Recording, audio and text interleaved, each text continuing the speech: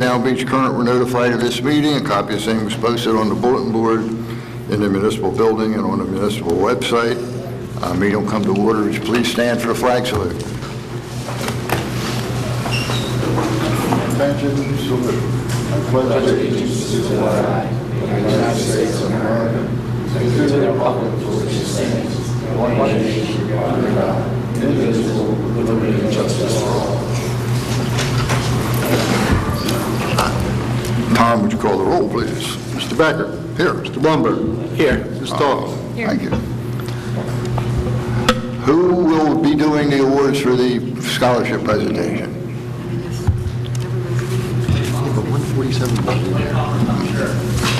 Thank you. 144. Come on up, guys. 146. Thank you, Mayor, Commissioners, for your time. Tonight, we are here to present our 2013 Kevin P. O'Hara Memorial Scholarship.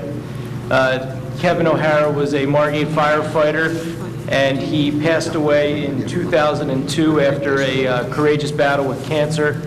And as a way to honor Kevin and keep his spirit and memory alive, we decided to rename our scholarship after Kevin. He was active in the community, active with the kids, and we thought it would be a good way to honor Kevin and his family and keep his legacy alive. So tonight, it's my honor to award our 3 $1,000 scholarships to our winners. And if you guys want to come on up as I call your name. Our first winner is Anthony Gito from Holy Spirit High School, and he will be attending the College of New Jersey this fall. Our second winner is Christiana Polito from Holy Spirit High School, who will be attending Villanova University.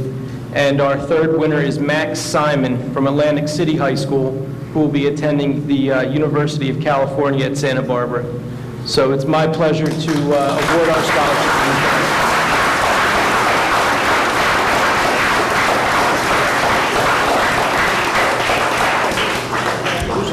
We also have Bob and Kenny O'Hara. And we also have Kevin's father, Bob, here, and his brother, Kenny, who were kind enough to come out tonight to participate in the presentation. We'd like to thank them for coming out tonight.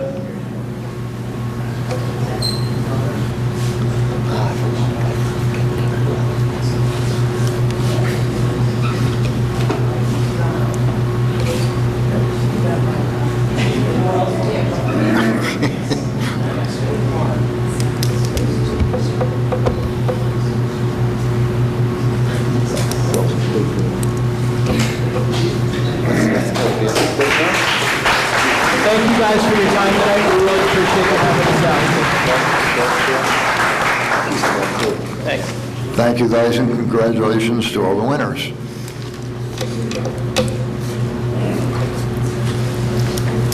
Thank you. Did he? I think back pocket. His back pocket. He'll remember when it gets him up. Yeah, a couple minutes. Get out. Yeah. Give him a minute. Oh, is that right?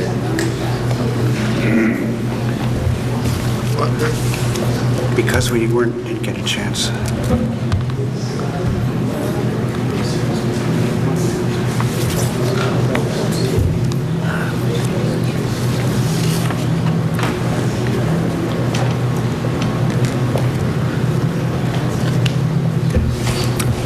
Okay.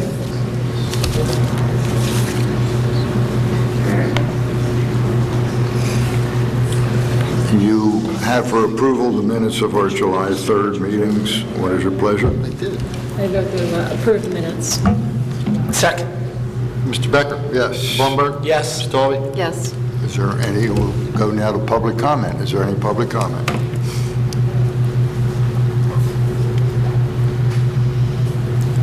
Steve Altman, 9003 Amherst Avenue, Margate. Mr. Mayor, there was a small glitch with the sound system when you first started the meeting.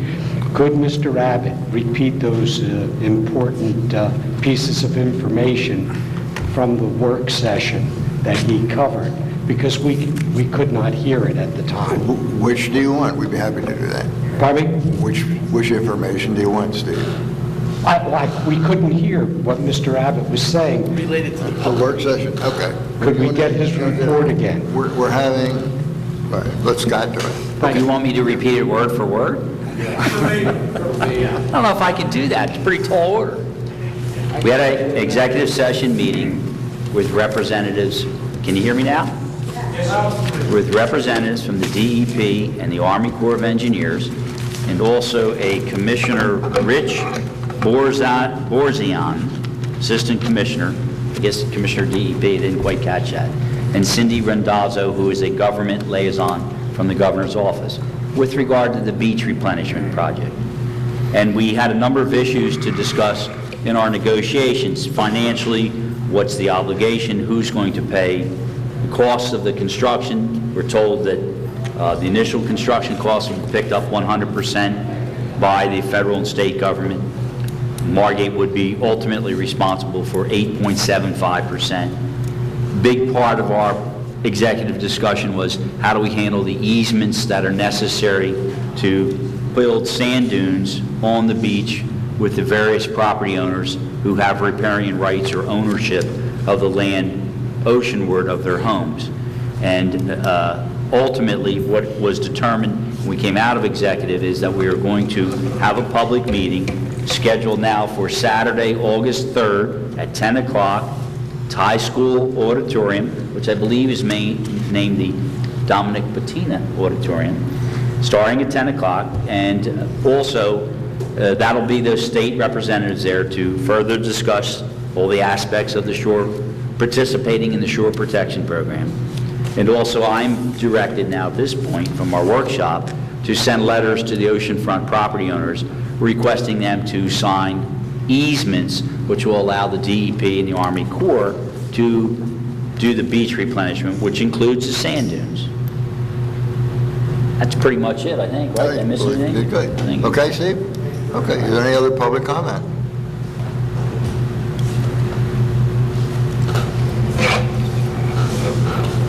Rule 22 West Drive, following up upon the comments of the city solicitor, it should be noted that this enormous tie-in contract with the Army Corps of Engineers should not commence unless and until there's been a referendum held and the citizens and taxpayers of Margate have weighed in. Anybody familiar with the Army Corps of Engineers realizes full well the snafus that they have brought upon our country, starting with the billion-dollar boondoggle in the Everglades, as well as the mess on the Mississippi.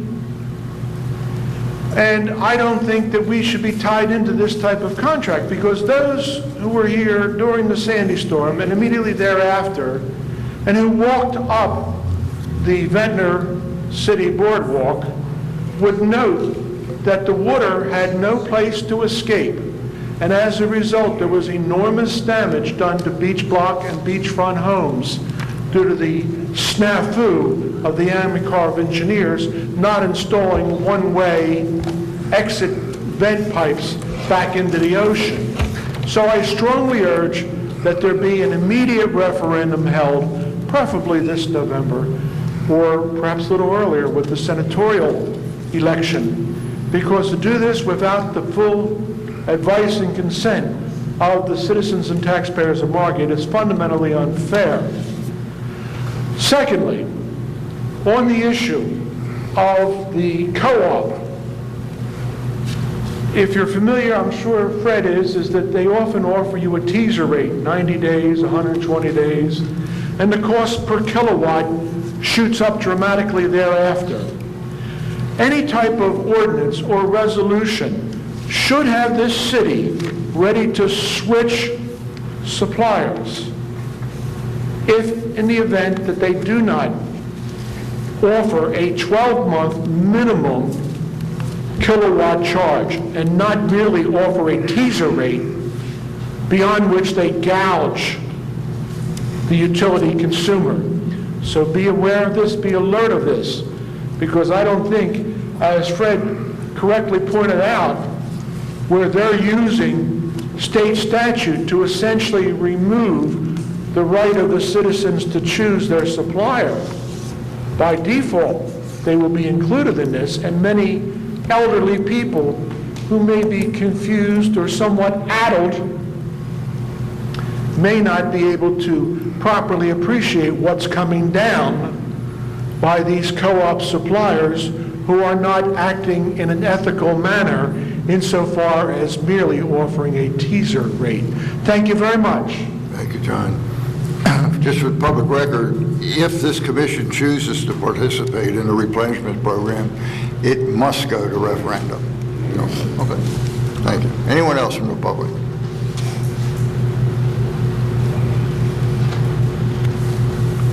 Len Grossman, 112 South Lancaster Avenue. I was wondering if there's an estimate of the total cost of the beach replenishment project, including the dunes and everything else that's going to be done. Len, they did not have a total cost yet. They say they will have it before the meeting on the 3rd, I guess, on the 3rd. Thank you. Okay, you're welcome.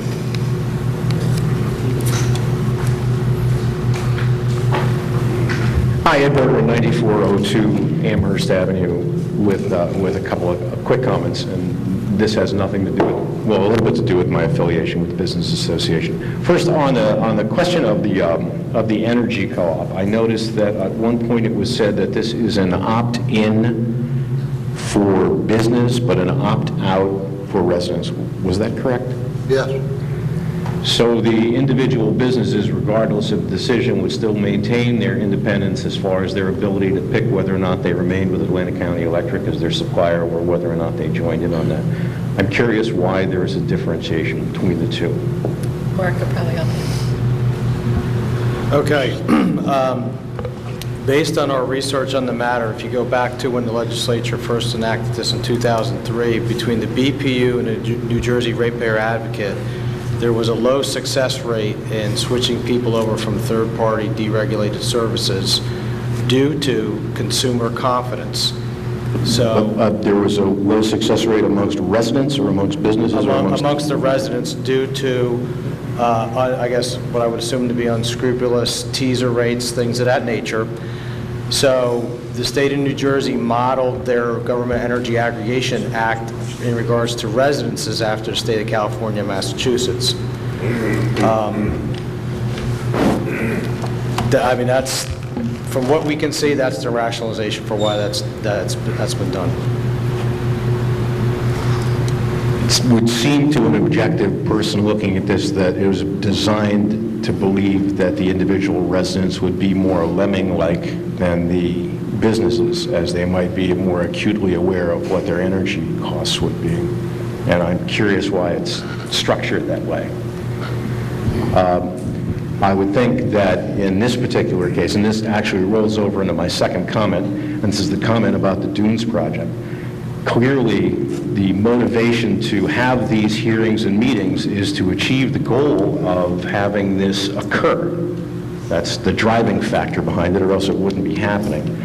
And I would suggest that as a governing body, that one of the important things that we would be able to do is to make sure that a clear and impartial view of each side is being expressed at the public meetings. So if there is going to be a strong advocacy on one side by perhaps the Corps of Army Engineers, for example, in that meeting, that there would also be an equal and opposing opportunity for people in an organized fashion to be able to speak out at the same time to explain their views, because I think this is an educational process that we're looking for as a government. So that was based, my question was, you know, on behalf of the business community, why it was an opt-in or an opt-out. But on the case of the Dune project, which I have my own views on, but I would think that it's very important that if we are going to hold public meetings, that clearly both sides of the issue for an educational standpoint should be made available to people before and during the meetings if we're going to display it as something that the commission is bringing to them. So, Ed, can I just comment? I think your point is well taken. However, it doesn't seem at this point in time that we have an opposition group, if you will, or that we've heard from an organized opposition group. Right now, the discussions that we well, this is only the first one, formal one today that I was involved in, is in fact from the Corps and the people that, the federal government that want to build the dunes. So we haven't heard from any organized group that doesn't want to see the dunes, and I think that maybe the public is will rely on the commission to view and present the alternatives one way or another. Yeah, and as long as everybody is, comfortable with it, I'm certainly comfortable with the commission looking out for interest because we elected you. But I mean, the reality is in a lot of cases, it's an educational process, and I think that we need to make sure that people are going to be educated thoroughly on both sides of the issue before certainly before the commission makes their decision, but certainly before a referendum is done. So, and I think that it's incumbent on the commission to make sure that occurs. And that was my point. So. And the reason that we only heard from the one side is because they're the ones that have the information I got that I need to make a decision on whether we're going to move forward or not. So I understand that thoroughly at this point. I'm talking about moving forward, Mayor. Okay. So that's the point I was trying to make on moving forward, since we're in a position right now to make sure that it does occur as we move forward. That's all. Thank you. You're welcome. Anyone else?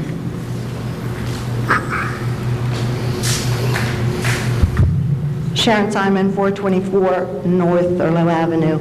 I think what I was hearing is that in order for the public to be educated, we need to hear the Margate First Best for Margate concerns and issues and questions and things to look at. For instance, we need to protect our community. We don't just have an ocean, we have a bay. And we had quite a lot of damage from the bay. I've brought this up numerous times. What do we need to do from the bayside? What is that going to cost? How much total money do we have to spend on this? How much can we put toward the beach versus the bay? Also, we got to do what's best for Margate, which may not necessarily be what's best for the Army Corps or so on and so forth. I agree wholeheartedly with Ed. And I thought that process was already happening, and people have asked questions, and have we looked at this, we have looked at that, and it doesn't seem like anything's happening on that end. That's, I would think, the job of the commission. And I don't know the date of that meeting, but I hope that we could get some of that information out. We also have people who have been here, like Tom Hiltner has dealt with this when it came up before. He has a wealth of information. Mr. Abbott does. We have to stop this personal whatever and keep excluding Tom because of whatever personal things are going on. He's a wealth of information with regard to this. I know that he's passed some information on to Commissioner Blumberg, and I'm sure he'd pass it on to anybody else who would be willing to listen to him. So I ask that that process please happen. The other thing is, I've heard many people, particularly the beachfront people and other people, is our beaches are still there. And some of them seem to be longer. So we really need to look at this from both perspectives. I wholeheartedly agree. Also, the letters about the easements, what if they don't sign them? I'm sorry. What if they don't sign them? Shall I answer? Yes, absolutely. We're transparent. We went through Unlike anybody else. That's a $64 Answer question. them. I don't have an answer if they don't sign them. In terms of the process, does that stop the process? The DEP and the Army Corps, DEP says they want the easement signed, or they will not do the project. Okay, so if in fact those easements won't get signed, then why are we having a meeting? Because that ends it right there. Seems to me we're putting the cart before the horse. I don't follow you there. I don't. Well, Sharon, I can answer. I think the meeting is designed for those people that will be signing easements. It'll be a way for them to hear from the Corps and the DEP why the project is good and why they should sign. So that I believe is one of the purposes of the meeting, so that these people that are going to be hoping to sign the easement will have an opportunity to ask questions. So when we get a cost, there are all these other issues that relate to the city, and some of our experts that I'm not have brought them up. Will the commission be bringing up those costs at that meeting? So that we're not only looking at what the cost is from the DEP and the Army Corps, but what the associated costs are for Sharon, when we Margate. get the cost, we will give it to the public. I don't know if they'll be ready for that meeting or not, but if they come with the cost, that will be part of the presentation. Have people been working on these costs? Pardon me? Is the process of getting these costs, is it in process? These questions have been asked for months. The DEP and the Corps of Engineers are working on that. No, I mean the city costs. The city cost about whether we have to do, help me out here. Who's the one that knows about this stuff? Maybe Mr. Hilton. There's no cost at all for the beach fill or the dunes initially. Beach replenish is 100% reimbursable. The beach project is fully paid by the government. I don't mean those costs. There are other costs that things happen to happen in the Well, city. we're going to have to maintain the dunes. We're going to have a percentage of, we'll have a responsibility when the dunes need to be replenished. There'll be a portion of that cost. So there will be ongoing annual maintenance costs, if you will, that the city will be responsible for, and we're trying to get our hands on that. There's going to be, absolutely going to be legal costs involved, ongoing legal costs, and so before, in my opinion, before we ask anybody any questions, we'll have to have a better handle on what they are. How long might we expect that we're in litigation with homeowners? But if, in fact, people don't sign and the Corps and DEP says, if we don't have signatures as a non-starter, then we won't have any of these issues. At least that's my understanding of where this thing is headed. Okay. Just people have asked from the public, they've been up in front of this commission, have asked that those costs being collected, and it just doesn't seem like at this point they're being done. And again, I think that before Mike and Brenda and I decide that this is something that is good for the city, we're going to have a pretty good handle on what costs for short and long term we're going to be responsible for. If outflow pipes from the streets are required, if there's a drainage system required, and we're going to try and pin down what those costs are and who's going to pay. Whether or not These are all good questions. We are not in for trying to saddle the taxpayers with something that they don't know. These are all good questions that we can ask in the town hall meeting that they're going to be there to help answer. And I agree with Ed. We want to get all the factual information out there possible. And I don't think the three of us should make the decision for you. I think our job is to lead you to the information, and then you decide once you're, so that you can make an educated, informed decision in November. Wilson. Okay. As far as the Atlantic Electric, I understand by law, by regulation, that citizens would have to opt out of being part of the alternative energy company. Can legally we, as a municipality, change it for our citizens and make it the opposite? That for our community, we would like them to stay with Atlantic Electric and then opt out of that into the co-op. I know ideally that's not what they want to do because people aren't doing it, but legally, could we do that legally if we chose as a city to do that? I would have to defer to the solicitor on that, but the legislation's not written that way. Well, it says what you can do, but does it make it illegal to do it the other way? That's the question. Okay. Thank you, Sharon. Time's up. Okay. About 5 minutes ago. Well, we had no time for, We're being nice. Yeah, you're being nice. And the last thing is for Comcast, maybe this is a great opportunity to see if they could rent some space upstairs. Okay. That would be great. We want income, it might be perfect, it might serve everybody's purpose, and once Comcast comes, they'll all be wanting to come to this beautiful, wonderful building. Thank you. Thank you. Anyone else?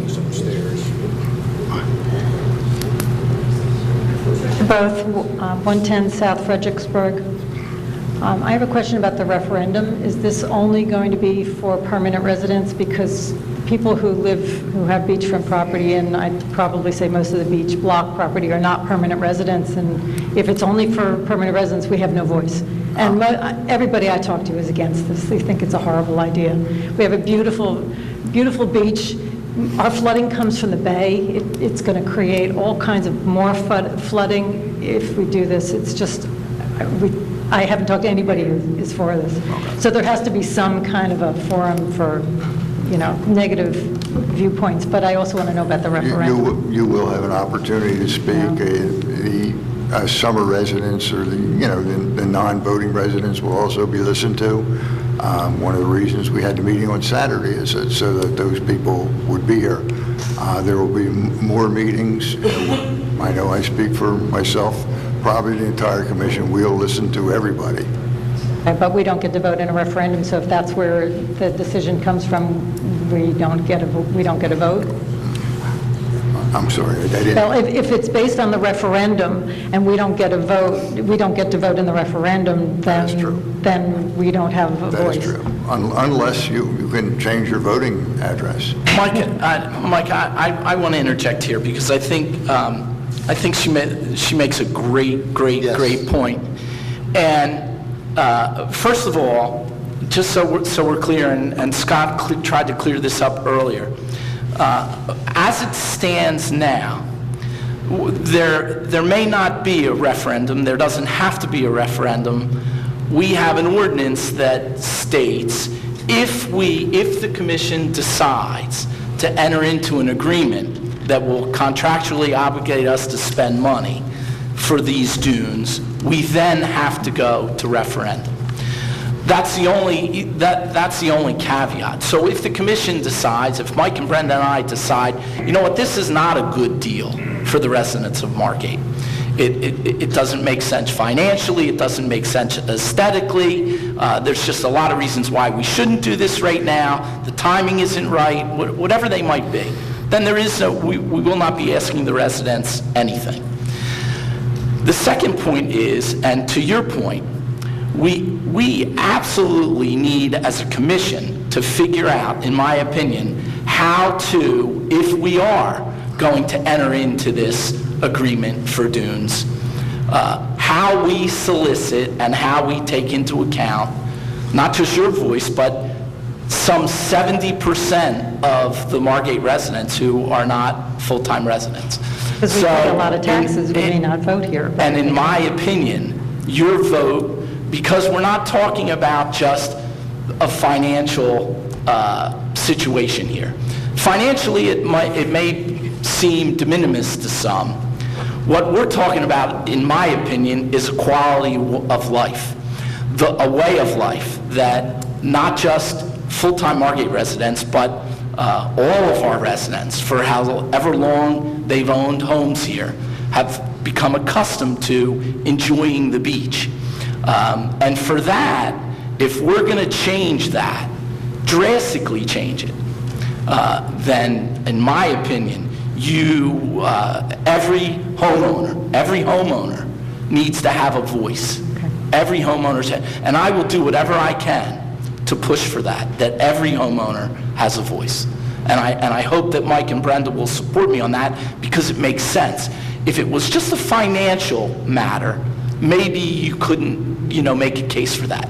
But since it's a quality of life issue for everybody that comes down here and enjoys and spends time in Margate, those people that own houses should have a say in this.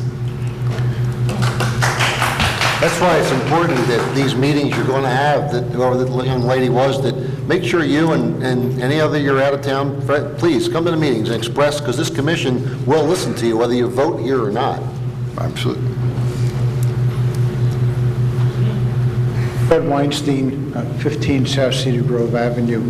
With regard to the dunes, I'm not sure I heard correctly. The initial dunes project is reimbursable 100% by the federal government to Margate.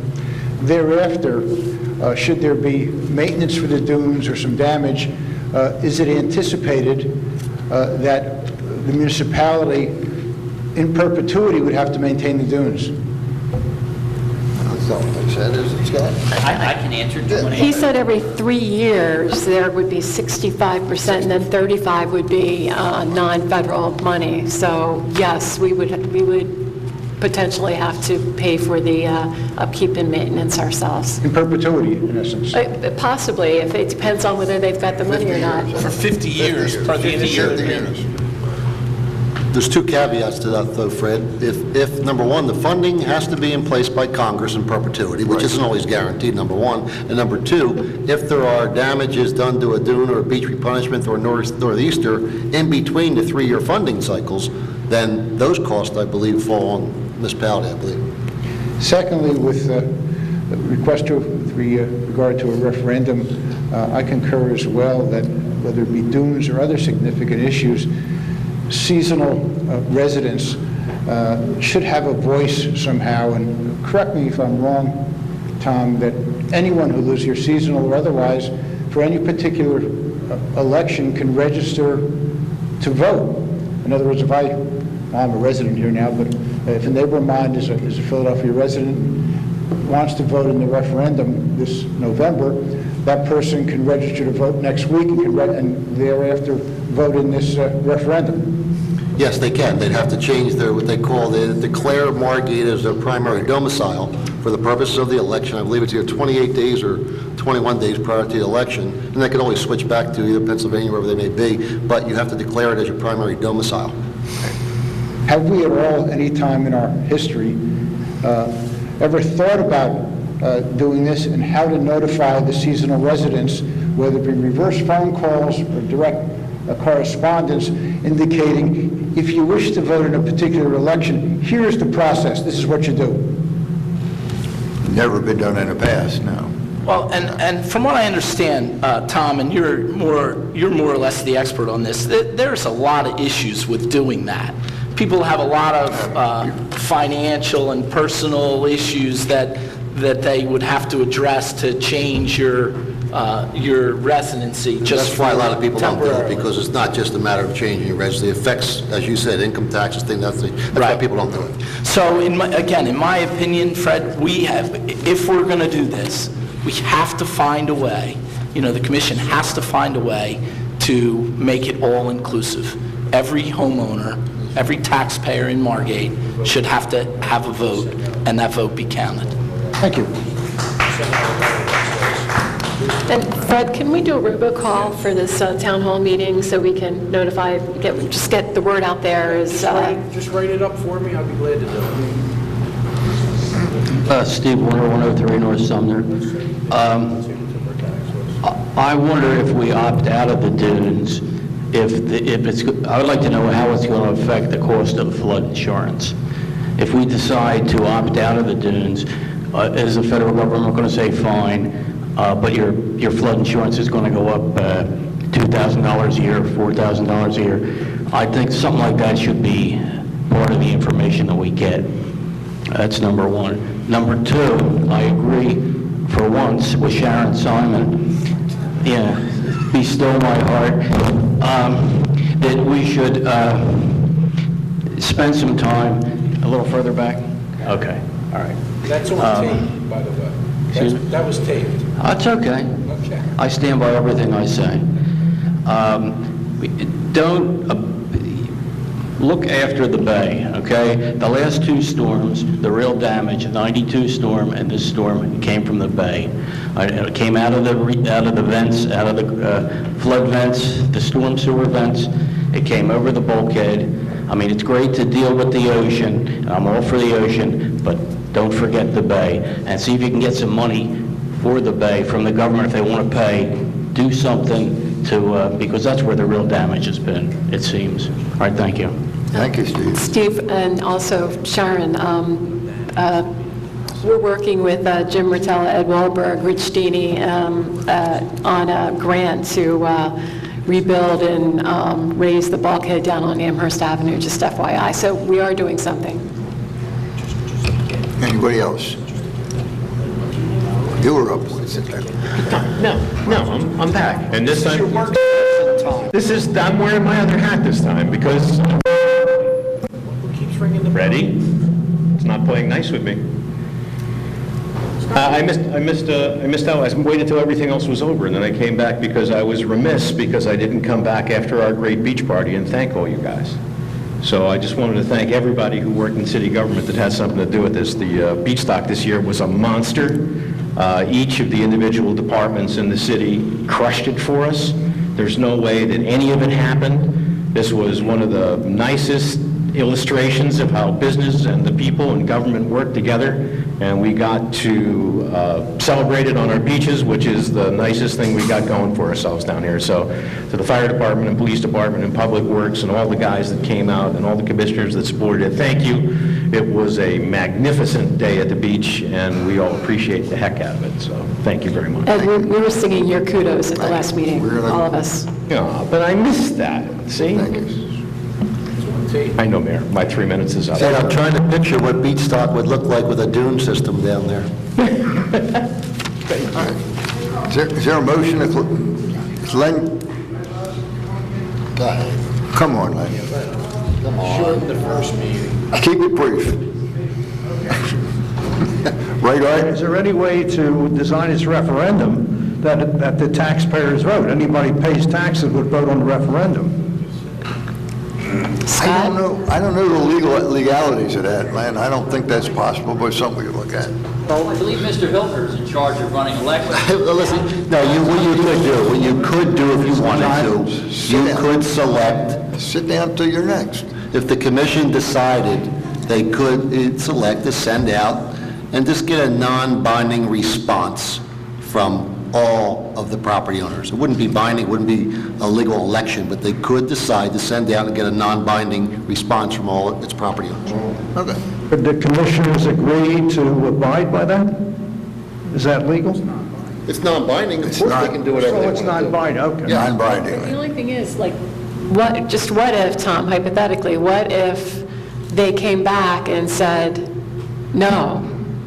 Well, it's just Then- non-binding. It's But just it was, non-binding. but the original word, the terminology from 15 years ago said that if we were going to spend any money, we had to go to referendum. So if it's non-binding, is it legal? Like, say you came back and everybody said yes, then would we be able to, if it's non-binding, will we be able to spend the money that we needed to? That's my question. Non-binding, you can do whatever you want. Yeah. That's it. Well, yeah, but if you go through the trouble and expense to do this, it would have to be a binding vote by valid voters under the laws of the state of New Jersey. Now, could you also have an additional non-binding vote on the same day or something? I don't know. I have to really think that through. But under our state law, you have to be a registered voter to participate in a referendum that would be binding on your elected officials. Yeah, but how about the taxpayers? I mean, can you give the voice to not only the residents, but also to the taxpayers? Not legally in a sense, but... I know this is a very common question up and down the coast. Many communities have wrestled with this through the years. I'm not aware of any procedure that would allow that or any mechanism by which you would register non-resident people to be voters. I'm not talking about voting. I'm talking about just on this issue. It's crystal clear what you're talking about, but I don't have an answer. But maybe Mr. Sewell does. Yes, indeed, I do, Counselor. That's what they've established the American Arbitration Association for. The city clerk is more than competent to send this arbitration solicitation through the mail to the list of taxpayers on computer. It could be done rather easily, rather efficiently, particularly in a non-binding context. And last but not least, nobody is pushing forth the idea of the master jetty at the end of Longport to prevent all this sand from going into the Great Egg Harbor Inlet. This is to do any of these projects without having that master jetty stretching out there to recapture the sand. You're just throwing your money down the toilet. Thank you. Thank you. Is there a motion to close this portion of public comment?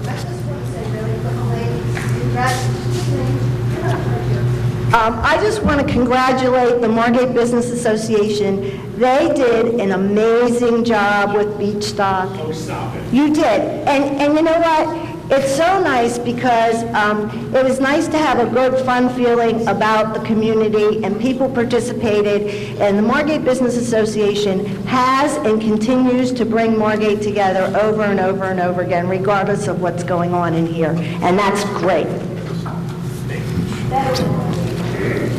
Is there a motion to close this section? I'll quickly make that motion. Mr. Beck, yes. Yes. Mr. Blumberg? Yes. Ms. Aug? Yes. Lisa, did you have something you had? I missed you, or we missed everybody, actually. No, I'll save my report for the next meeting, but I did want to report on our recent bond refunding, the bond anticipation notes for $4,085,000. The bids were received this week on the 16th, and there were 3 bids, one TD Securities, Oppenheimer, and Jeffries and Company. The successful bidder was TD Securities, who currently holds our bond anticipation note. We're due to close on that on the 23rd, and we received an interest rate of 1% with a premium of $11,723.95, which brings our net interest cost down to 0.712%, which is about half a percentage point higher than we currently have, but there has been a slight move in interest rates recently, excuse me. But everything went smoothly, and everything is in place to receive the funds for the close on the 23rd. Okay. Thank you, Lisa. Okay. Is there any public comment on resolutions? 22 West Drive. Mayor, your undivided and focused attention to Resolution 146. Could you have your city administrator or city solicitor translate this finagling legalese into something more comprehensible? Thank you. I could comment on that, and it was on my list, but it got cut short. Basically, what this is doing, when we prepared our budget, the numbers were prepared prior to our refunding of our general obligation bonds. So what we need to do, basically, so that we're not over encumbered in our appropriations, is to move $120,000 from the interest expense to the principal appropriation. So the overall budget remains the same, but we realized a reduction in interest due to the refunding. So it's basically, in essence, a transfer, but we're not able to do transfers until November, so you can apply for this change of title and text. Okay. Any other questions?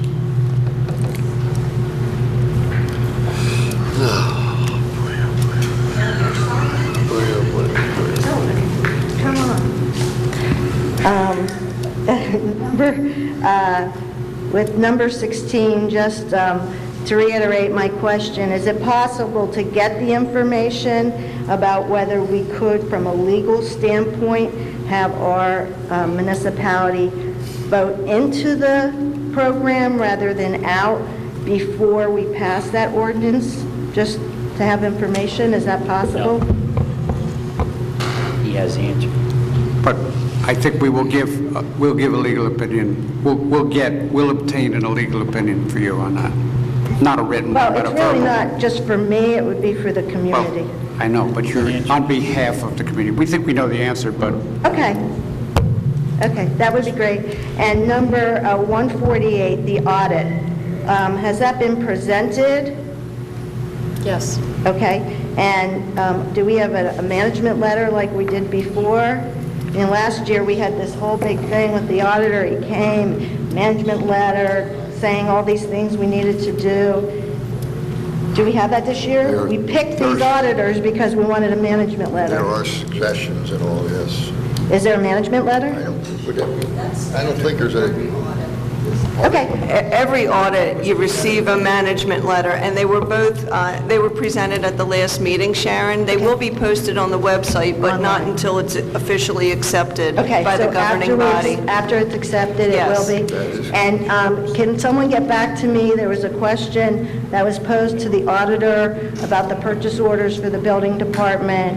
and Mr. Dini passed it to Leon Costello, and I'd like to know if it's flagged in the audit report and what the process is with regard to that. That's also addressed in the management letter. Okay, it is? So after, I still have to receive a PDF copy from the auditors. Now that you mention, I don't think they sent that yet, and then I'll ask Fred to put it up on the website, okay? But you could also, request to view it I in the just wanted clerk's to office. know where it stood in terms of audit and our financial processes. I did bring up before about whether we were doing street permits in-house with the Public Works. I understand we are doing them with Roger.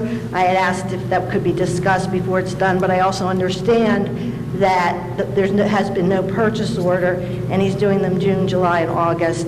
Again, we've talked about procedures, and has he been paid, and has he done the work? And I just ask that we keep a keen eye on all our procedures through everybody's department equally, and make sure that everything's done. So I can take that answer separately from Mr. Dini. Thank you. I remember, Leon, at the last meeting when he was speaking of the audit, that the management letter would be forthcoming. Okay. You'll have that. Okay. Just for the record, that last question had nothing to do with the audit, but as far as I know, all procedures are followed, all purchase orders have been issued, and I think Ms. Simon is mistaken on that. I'm mistaken that he's getting paid to do $2,000 a month for street permits? Roger is not, there's no contract with Roger McLarnon. So he's not doing the street There is zero permits? contract with Roger McLarnon. It's oral? Excuse me? It's oral, is that what you said? There is no contract. He will not be paid any more money than what his salary was when he left here. But he's still doing work even though he's not an employee? That's not correct. Is he an employee? Well, I'll address it with you privately. I'll address it with you privately. Thank you. Anyone else? Motion to close public? Oh, there's one more. Are we going?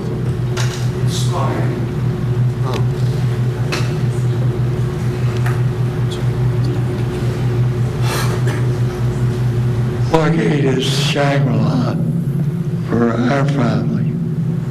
I think Margate is probably the most beautiful town in the world. On that note, it was a great meeting, Mr. Mayor. Thank you. Thank you. Is there a motion to close public comment? I'd like more comment like that. I'll make the motion to close comment. Second. Mr. Beck? Yes. Blumberg? Yes. Ms. Tully? Yes. Mr. Hilder? Okay.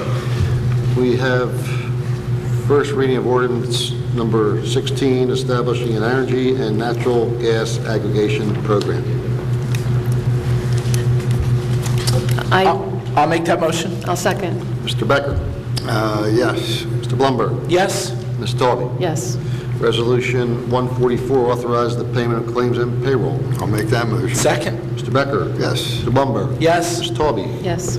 Resolution 145 extends the payment date for third quarter property taxes to August 19th. I'll make that motion. Second. Mr. Becker? Yes. Mr. Blumberg? Yes. Ms. Talby? Yes.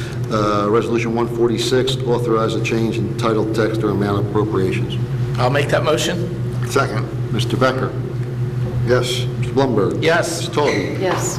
147 is off. I'll make that motion. I'll second. Mr. Becker? Yes. Blumberg? Yes. Wait. Go ahead, Rich. What was the motion? I said it's off the agenda, right?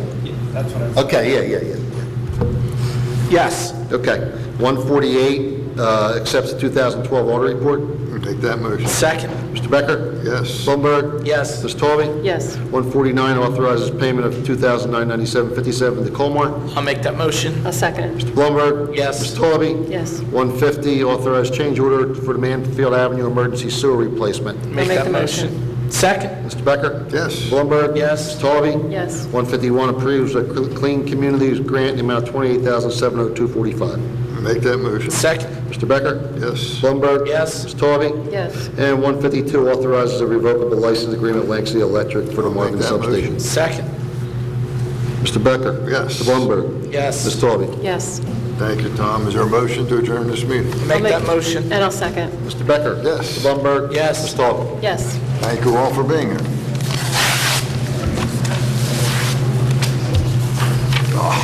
So